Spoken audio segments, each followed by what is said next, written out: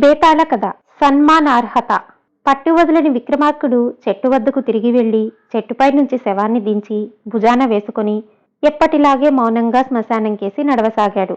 అప్పుడు శవంలోని బేతాళుడు, రాజా, ఇంత అర్ధరాత్రి వేళ కన్ను పొడుచుకున్నా కానరాని కటిక చీకటిలో శ్మశానం మధ్య నువ్వు దేనిని సాధించదలిచి ఇన్ని కఠోర శ్రమలకు గురి అవుతున్నావో తెలియడం లేదు.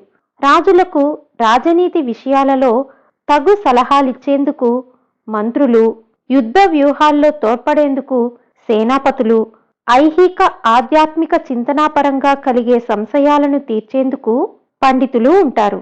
నీ ఆస్థానంలో అలాంటి వారికి కొదవ ఉండదని భావిస్తున్నాను. కానీ వారిలో కొందరు ఒక్కొక్కసారి స్వార్థం కొద్దీ లేక హేతు ఆచార విరుద్ధమైన సమస్యను ఏదో విధంగా పరిష్కరించి తృప్తిపడదామన్న తాపత్రయం కొద్దీ చిత్రాతి చిత్రమైన చర్యలకు పాల్పడతారు. అలాంటి వారి దుష్ప్రభావానికి ఒకవేళ నువ్వు లోనయ్యావేమో అన్న సంశయం కలుగుతున్నది. అదే నిజమైతే నీకు హెచ్చరికగా ఉండేందుకు పిట్టయ్య అనే మూర్ఖుడి కథ చెబుతాను, శ్రమ తెలియకుండా విను అంటూ ఇలా చెప్పసాగాడు. ఒకానొకప్పుడు శతభోజుడనే రాజుండేవాడు. ఆయన కళాప్రియుడు. ఆయన ఆస్థానంలో వివిధ శాస్త్రాల్లో ప్రవీణులైన పండితులెందరో ఉన్నారు. శతభోజుడు తానెక్కడికి వెళ్ళినా పండితులను కూడా వెంట తీసుకుని వెళ్లి తీరిక వేళల్లో వారితో ముచ్చటించి ఆనందించేవాడు. ఆ రాజ్యంలోని ప్రలోమ గ్రామం ప్రకృతి సౌందర్యానికి పుట్టినిల్లని అంతా చెప్పుకునేవారు. శతభోజుడు ఒకసారి తన పండిత పరివారంతో ఆ గ్రామానికి వెళ్లి గ్రామం సమీపంలో గుడారాలు వేయించాడు. రాజుకు పరివారానికి అన్ని సదుపాయాలు చేసేందుకు గ్రామ ప్రముఖులందరూ ముందుకు వచ్చారు. ప్రలోమ గ్రామంలో పిట్టయ్య అనే మూర్ఖుడున్నాడు. ప్రపంచంలో తనకు తెలియనిది లేదని వాడు నమ్ముతాడు. వాడితో వాదన ఎందుకులే అని గ్రామంలోని పండితులు కూడా వాడేమన్నా సహించి ఊరుకునేవారు.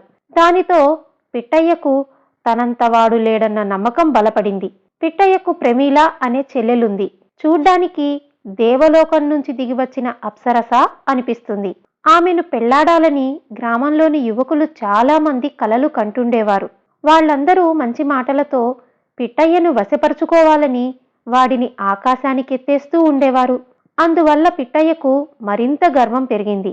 శతభోజ మహారాజు గ్రామం చివర గుడారాల్లో బస చేస్తున్నాడని, ఆయన వెంట ఉద్దండ పండితులు వచ్చారని పిట్టయ్యకు తెలిసింది. వాడు వెంటనే వెళ్లి పండిత పరివారాన్ని కలుసుకొని వారితో, అయ్యలారా, మా గ్రామ పండితులందరూ నన్ను మించిన పండితుడు లేడని ఒప్పుకున్నారు. మా గ్రామ యువకులు నాకు బ్రహ్మరథం పడుతున్నారు. జీవితంలో ఇంత సాధించినా నాలో ఒక కోరిక మిగిలిపోయింది. మీ వంటి రాజాస్థాన పండితుల నుంచి సన్మానం పొందాలన్నదే ఆ కోరిక అన్నాడు. పండితులు వాడు చాలా గొప్పవాడనుకొని వాణ్ణి తమకు తెలిసిన శాస్త్రాల నుంచి ప్రశ్నలు వేసి పరీక్షించారు. వాటికి వాడిచ్చిన సమాధానాలు విని, నువ్వు పరమ మూర్ఖుడివి, నిన్ను ఆట పట్టించడానికే అందరూ నిన్ను పొగుడుతున్నారు అని హేళన చేశారు. పిట్టయ్యకు కోపం వచ్చింది. ఇంతవరకు నన్నెవరూ పరీక్షించనూ లేదు, ఇలా హేళన చెయ్యనూ లేదు. నేను మిమ్మల్ని సన్మానించమన్నాను కానీ ప్రశ్నలడగమనలేదు కదా. ఈ మాత్రం ఇంగితం లేని మిమ్మల్ని రాజు ఎలా ఆస్థానంలో చేర్చుకున్నాడో నాకు అర్థం కాకుండా ఉన్నది అన్నాడు. పండితులు వాడి మాటకి కోపం తెచ్చుకోకుండా, నాయనా, నీ సందేహాన్ని తీర్చడం మా వల్ల కాదు. పక్క గుడారంలో మహారాజున్నారు, ఆయన్నే అడుగు అన్నారు. ఆ విధంగా పిట్టయ్య రాజదర్శనం చేసుకొని శతభోజుడి అందమైన రూపానికి అచ్చెరువొంది, ప్రభు, తమరింత బాగున్నారు, తమ ఆస్థానంలో అలాంటి పండితులనెలా చేర్చుకున్నారు అని అడిగాడు. ఆ మాటలతోనే వాడు తెలివి తక్కువ వాడని అర్థం చేసుకున్న శతభోజుడు, నా పండితుల్లో నీకు కనపడిన లోపమేమిటో చెప్పు అన్నాడు ఎంతో కుతూహలంగా. వాళ్ళు నాకు సన్మానం చేయడానికి నిరాకరించారు, అదే వాళ్ల లోపం. తమరు వాళ్ళకి బుద్ధి చెప్పి నాకు సన్మానం చేయించండి, లేదా వాళ్లను ఆస్థానంలో నుంచి తొలగించండి అన్నాడు పిట్టయ్య. నేను నువ్వు చెప్పినట్టు చెయ్యననుకో, ఏం చేస్తావు అన్నాడు శతభోజుడు వాణ్ణి రెచ్చగొడుతూ. దీనికి జవాబేమివ్వాలో వెంటనే తోచలేదు పిట్టయ్యకు. వాడు ఆలోచనలో పడగానే శతభోజుడు హేళనగా నవ్వుతూ, చెప్పు, ఆలోచిస్తావేం? నీ మాటలు వినకపోతే నువ్వు నన్నేం చేయగలవు అన్నాడు. అప్పుడప్పుడు ఇలాగే ప్రశ్నించి గ్రామంలోని యువకులు పిట్టయ్యను ఉడికిస్తూ ఉండేవారు. అలాంటప్పుడు పిట్టయ్య వాళ్లకు తన చెల్లెల్నిచ్చి పెళ్లి చేయనని బెదిరించేవాడు. వాళ్ళు చప్పున వాడు చెప్పినట్టు వినేవారు. ఆ విషయం గుర్తొచ్చి పిట్టయ్య, నేనేం చేస్తానో చెప్పను, ఏం చెయ్యనో చెబుతాను, దెబ్బకు మహారాజైనా దిగిరావలసిందే అన్నాడు. పోనీ అదే చెప్పు అన్నాడు శతభోజుడు. నా చెల్లెల్ని మీకిచ్చి పెళ్లి చేయను అన్నాడు పిట్టయ్య. శతభోజుడికి ఈ బెదిరింపు వినగానే నవ్వొచ్చింది. అయితే ఇలాంటి మూర్ఖుడి చెల్లెలెలా ఉంటుందో, ఆమెతో మాట్లాడితే ఇంకెంత వినోదం లభిస్తుందో అన్న ఉద్దేశంతో ఆయన, ఒకసారి నీ చెల్లెల్ని చూస్తాను, తరువాత నీ సన్మానం విషయం ఆలోచిస్తాను, సరేనా అన్నాడు. ఇందుకు పిట్టయ్య ఒప్పుకున్నాడు. శతభోజుడు వాటితో కలిసి వెళ్లి ప్రమీలను చూసి అప్సరసలను తలదన్నే ఆమె అందానికి దిగ్భ్రాంతుడయ్యాడు. ఆమెతో కొద్దిసేపు మాట్లాడగానే ప్రమీలకు అన్నలాంటి మూర్ఖత్వం లేదని, ఆమెకు లోకజ్ఞానం బాగా ఉన్నదని రాజుకు అర్థమైంది. నీ వంటి అందగత్తె మహారాణి కావడమే న్యాయం, నన్ను పెళ్లాడ్డం నీకిష్టమేనా అన్నాడు శతభోజుడు. పిట్టయ్య మధ్యలో కలుగజేసుకుని, ప్రభు, తమ ఆస్థాన పండితుల చేత నాకు సన్మానం చేయిస్తేనే ఈ పెళ్లి జరుగుతుందని ముందే మనవి చేశాను, తమకు మరి అంగీకారమే కదా అని ప్రశ్నించాడు. శతభోజుడు చిరాకుపడి, మా ఇద్దరికీ ఇష్టమైతే మధ్య నువ్వెవడివి, కావాలంటే కోరినంత డబ్బిస్తాను, తృప్తిపడు, పిచ్చి పిచ్చి కోర్కెలు కోరి ప్రాణాల మీదకి తెచ్చుకోకు అన్నాడు. ప్రమీల రాజుని వారించి, ప్రభు, అతడు స్వయానా నాకు అన్న, అతడు కోరింది ఏమంత పెద్ద కోరిక కాదు, తమకు అసాధ్యమైనది అంతకన్నా కాదు, నేను మిమ్మల్ని సంతోషంగా వరించాలంటే ఈ మాత్రం చేయలేరా అన్నది. శతభోజుడికి ఆమె మాటలు న్యాయమనిపించి సరే అన్నాడు. తరువాత గుడారానికి తిరిగి వెళ్లి పరివారాన్ని పిలిచి జరిగింది చెప్పి, ప్రమీలను తొలిచూపులోనే వరించాను, మా ఇద్దరికీ వివాహం జరగాలంటే మీ సహకారం కావాలి అన్నాడు. పండితులందరూ ముఖముఖాలు చూసుకున్నారు. పిట్టయ్య వంటి పరమ మూర్ఖుడికి తమ వంటి వారు సన్మానం చేస్తే తమ పాండిత్యాన్ని, శతభోజుడి కళా పోషణను ప్రపంచమంతా హేళన చెయ్యదా? ఒక ఆడదాని కోసం రాజు ఇంతగా దిగజారడం అన్ని విధాలా అవమానకరం కాదా? పండితులు రాజుకు ఆ పని తమ వల్ల కాదని, రాజు గనక కాదు కూడదంటే తాము ఆస్థాన పదవులకు నీళ్లు వదులుకోగలమని చెప్పారు. శతభోజుడు పండితులనేమీ అనలేక, ప్రమీలను వదులుకోలేక మనసులోనే దుఃఖపడసాగాడు. ఈ విషయం ప్రమీలకు తెలిసింది. ఆమె పండిత పరివారానికి కబురు పెట్టి వాళ్లు తన ఇంటికి రాగానే, మీరు మహాపండితులని విన్నాను, మీ పాండిత్యం మీ రాజుకు పనికి రాకపోవడం చిత్రంగా ఉన్నది అన్నది. అందుకు పండితులు ఆశ్చర్యపడి, మా పాండిత్యం రాజుకు అన్ని విధాలా పనికి వస్తున్నది, మూర్ఖుడి చెల్లెలతో వివాహానికి మాత్రమే పనికి రాకుండా ఉన్నది అన్నారు. ఎందువల్ల అని అడిగింది ప్రమీల. ఈ వివాహం జరగాలంటే మేము మీ అన్న పిట్టయ్యను సన్మానించవలసి ఉన్నది, అనర్హుడిని సన్మానించడం పండిత ధర్మం కాదు అన్నారు పండితులు. నా అన్న అర్హుడే అని నేను రుజువు చేస్తాను, అప్పుడు మీరతడికి సన్మానం చేస్తారా అన్నది ప్రమీల. నీ అన్నకు ఏ జ్ఞానమూ లేదు, ఏ ఆధారంతో అతడి సన్మానార్హతను రుజువు చేయగలవు అని అడిగారు పండితులు.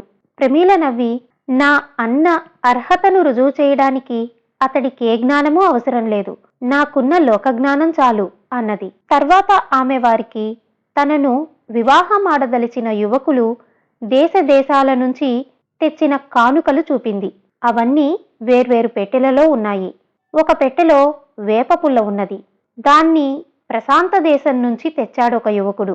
అక్కడ చందనం ఎంత సమృద్ధిగా ఉంటుందంటే వంట చెరుకుగా చందనం కర్రనే వాడతారు. ఆ దేశంలో ఎక్కడో కానీ వేప చెట్టు కనపడదు. వేప పుల్ల అక్కడ ఎంతో విలువైనది. మరొక పెట్టెలో రాగి ఉంగరం ఉన్నది. ఆ దేశంలో బంగారు గనులు అన్నీ ఇన్నీ కావు. వంట పాత్రలకు కూడా అక్కడ బంగారాన్నే వాడుతూ ఆభరణాలకు మాత్రం రాగిని వాడతారు. రాగి నగలు త్వరగా పాడవుతాయని, అలా జరగకుండా లోహ మిశ్రమాలు కూడా కనిపెట్టారట. రాగిలో కొద్దిగా బంగారాన్ని కలిపిన మిశ్రమంతో తయారైనదే ఆ రాగి ఉంగరం. ఈ దేశంలో బంగారు ఉంగరం కన్నా రాగి ఉంగరానికి విలువెక్కువ. ఇంకొక పెట్టెలో అందంగా కనపడే నల్లటి బొగ్గు స్ఫటికమున్నది. ఆ దేశం నిండా వజ్రాలే కావటం వల్ల, మసిబొగ్గు తక్కువగా లభించడం వల్ల ఈ స్ఫటికాలకక్కడ చెప్పలేనంత విలువ ఉన్నది. ఈ విధంగా ప్రమీల పండితులకు ఎన్నో వస్తువులు చూపింది. పట్టుబట్టల కంటే విలువైన నేత దుస్తులు, కళాఖండాల కంటే ఎక్కువ విలువను సంతరించుకున్న వంకరటింకర గీతల చిత్రాలు, ఇలా ఎన్నో ప్రమీల వద్ద చూసి పండితులు అచ్చెరువొంది, ఈ విశేషాలు మేము ఆ నోట ఈ నోట వినిమున్నాము కాని ప్రత్యక్షంగా నీ వద్దనే చూస్తున్నాము. నువ్వు చాలా అదృష్టవంతురాలివి అన్నారు. మీరంతా మహాపండితులు. ఇకనైనా నా అన్న విలువను గుర్తించి అతడికి సన్మానం చేయండి. మహారాజుతో నా వివాహం జరిపించండి అన్నది ప్రమీల. నీ మాటలు చిత్రంగా ఉన్నాయి. ఈ వస్తువులన్నీ చూడడం వల్ల నీ అన్నకు సన్మానార్హత ఏ విధంగా వస్తుందో నువ్వే వివరించు అన్నారు పండితులు. అప్పుడు ప్రమీల వాళ్లకు చేతులు జోడించి, అయ్యలారా, మీరు పండితులు, ప్రాజ్ఞులు. నన్ను పరీక్షించడానికే మీరిలా అడుగుతున్నారు తప్ప ఈ పాటికి మీకంతా అర్థమయ్యే ఉంటుందని నేను నమ్ముతున్నాను. వెంటనే పండితులు ఆలోచనలో పడ్డారు. 1-2 క్షణాలు గడిచే లోపల ఒక వృద్ధ పండితుడు మందహాసం చేస్తూ చేయెత్తి ప్రమీలను దీవించి, అమ్మా, నీ మాటలతో మాలో మహాపండితులమన్న అహంకారం ఉంటే అది నశించింది. మూర్ఖుడికి సన్మానం ఏమిటా అన్న విషయం గురించి మేము సూక్ష్మంగా తర్కించి ఉంటే మన మహారాజుకు క్షణకాలం కూడా మనస్తాపం కలిగి ఉండేది కాదు. మూర్ఖుడి సన్మానార్హత గురించి నీలాగా ఇంతవరకు ఎవరూ చమత్కరించి ఉండలేదు. నీ వంటి తెలివైన యువతి ఈ దేశానికి మహారాణి కావడం ప్రజల అదృష్టమనే ఉద్దేశంతో కూడా మేము నీ అన్నను సన్మానించదలిచాము అంటూ మిగతా పండితులకేసి చూశాడు. పండితులందరూ ప్రమీల తనకు లభించిన వింత కానుకలను చూపించడం ద్వారా ఏం చెప్పదలిచినదో అప్పటికి అర్థమైనట్టు తలలూపి కరతాళ ధ్వనులు చేశారు. బేతాళుడు ఈ కథ చెప్పి, రాజా, మూఢత్వం కూడా సన్మానానికి అర్హమని భావించే శతభోజుడి ఆస్థాన పండితుల గురించి ఏమనుకోవాలి? తమ రాజు ప్రమీలను వివాహమాడదలచి అది సాధ్యం కాదేమో అన్న మనస్తాపంలో ఉన్నందున ఆయనకు సంతోషం కలిగించేందుకు వాళ్ళు మూర్ఖుడైన పిట్టయ్యను సన్మానించదలిచినట్టు కనపడుతున్నది. మూర్ఖత్వాన్ని సన్మానించడమంటే పాండిత్యాన్ని అవమానించినట్టే కదా. ఏది ఏమైనా సమస్యను పరిష్కరించి తీరాలన్న తొందరపాటు కొద్దీ పండితులు హేతు ఆచార విరుద్ధమైన ఈ అసంగతానికి పాల్పడినట్టు తెలియడం లేదా? ఇంతకు ప్రమీల తన వద్దనున్న వింత కానుకల ద్వారా పండితులకేమైనా చెప్పదలిచిందా, లేక కేవలం వాళ్లను గజిబిజి పరిచేందుకు వేసిన ఎత్తుగడా? వృద్ధ పండితుడు ఆమె ఏదో చమత్కరించింది అనడం, మిగతా వాళ్ళు తలలూపి కరతాళ ధ్వనులు చేయడం అంతా హాస్యాస్పదంగా లేదా? ఈ సందేహాలకు సమాధానం తెలిసి కూడా చెప్పకపోయావో నీ తల పగిలిపోతుంది అన్నాడు. దానికి విక్రమార్కుడు, లోకంలో అరుదైన ప్రతిదీ మనిషిని ఆకర్షిస్తుంది. ఆకర్షణ అంటే మెచ్చదగింది, విలువైనది అనే కదా. ఆయా దేశాల్లో అత్యంత విలువైనవి, తమ దేశంలో గుడ్డిగవ్వకు కొరగానివి అయిన వస్తువులను పండితులకు చూపించడం ద్వారా ప్రమీల చమత్కరించినదేమంటే, ఎంతో అరుదైన మహాపండితులాగే వజ్రమూఢుడు కూడా సన్మానార్హుడని. ఇది గ్రహించిన వృద్ధ పండితునికి తాము పిట్టయ్యను సన్మానించడం ద్వారా అతడు పరమ మూఢుడని ధృవీకరిస్తున్నట్లు అర్థమైంది. అందువల్లనే ప్రమీల వంటి వివేకవతి తమకు రాణి అయితే ప్రజలు మరింతగా సుఖపడతారని భావించాడు. ఆపద్ధర్మంగా హేతు ఆచార విరుద్ధమైన పండితులందరూ పిట్టయ్యను సన్మానించడానికి తలలూపారు అన్నాడు. రాజుకు ఈ విధంగా మౌనభంగం కలుగగానే బేతాళుడు శవంతో సహా మాయమై తిరిగి చెట్టెక్కాడు. కథ సమాప్తం.